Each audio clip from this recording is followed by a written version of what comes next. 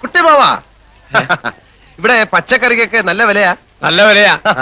29 രൂപയ്ക്ക് അരി റേഷൻ കടയിൽ കിട്ടുന്ന അരിയാണ് 29 രൂപ കിട്ടുന്നത്. ആ 29 രൂപയ്ക്ക് കൊടുക്കുന്ന അരി നമ്മളത് 24 രൂപയ്ക്ക് സപ്ലൈകോയുടെ കടയിലൂടെ കൊടുത്തുകൊണ്ടിരുന്നതാണ്.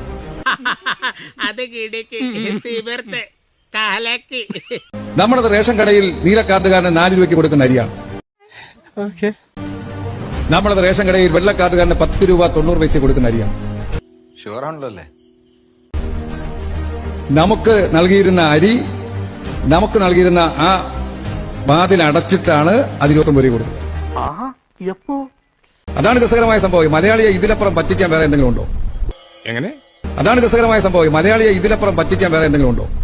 LDF വരും, എല്ലാം ശരിയാകും.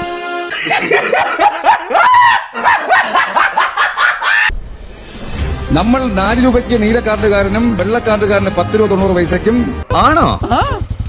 ഭയങ്കര. ഓപ്പൺ മാർക്കറ്റിലേക്ക് ചെല്ലുമ്പോൾ സപ്ലൈകോയിൽ 24 രൂപയ്ക്കും കൊടുത്തിരുന്ന അരിയാണ് ഇന്നിപ്പോൾ പുതിയ പാക്കറ്റിൽ നമ്മൾ പറയുമല്ലോ പഴയ വീഞ്ഞ് പുതിയ കുപ്പിയിൽ. എടാ ഒരു കാര്യം മുടക്കാൻ നോക്കിയിട്ട് മുടക്കാൻ പറ്റിയില്ലെങ്കിൽ മൂപ്പർക്ക് ഉണ്ടാകുന്ന ഒരു ഇതുണ്ടല്ലോ. അതായത് കേരള ഗവൺമെന്റ് കൊടുക്കുന്ന അരി തന്നെയാണ് ഇവർ കവർ മാറ്റി ഇറക്കണത്. സങ്കടം വരുന്നുണ്ടോ?